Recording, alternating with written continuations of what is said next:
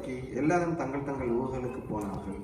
அப்பொழுது யோசேப்பும் தான் தாவீதின் வம்சத்தானும் குடும்பத்தானுமாய் இருந்தபடியினாலே தனக்கு மனைவியாக நியமிக்கப்பட்டு கர்ப்பவதியான மரியாளுடனே குடிமதிப்பு எழுதப்படும்படி கலிலேயா நாட்டிலுள்ள நாஸ்ரேத் ஊரிலிருந்து யூதேயா நாட்டிலுள்ள பெத்லெகேம் என்னும் தாவீதின் ஊருக்கு போனான்.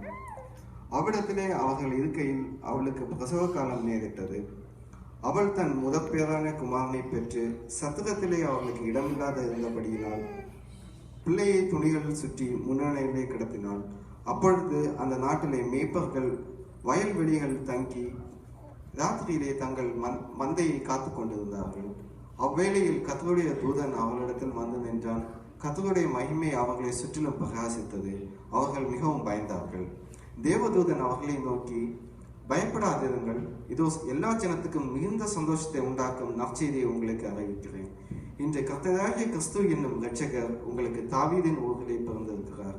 பிள்ளையை துணிகளில் சுற்றி முன்னணியிலே கிடைத்திருக்க காண்பீர்கள். இதுவே உங்களுக்கு அடையாளம் என்றான். அந்த லட்சணமே பரமசேனையின் திரள் அந்த தூதனுடைய தோன்றி, உன்னதத்தில் இருக்கிற தேவனுக்கு மகிமையும் பூமியிலே சமாதானமும் மனுஷன் மேல் பிரியமும் உண்டாவதாக என்று சொல்லி தேவனை துதித்தார்கள்.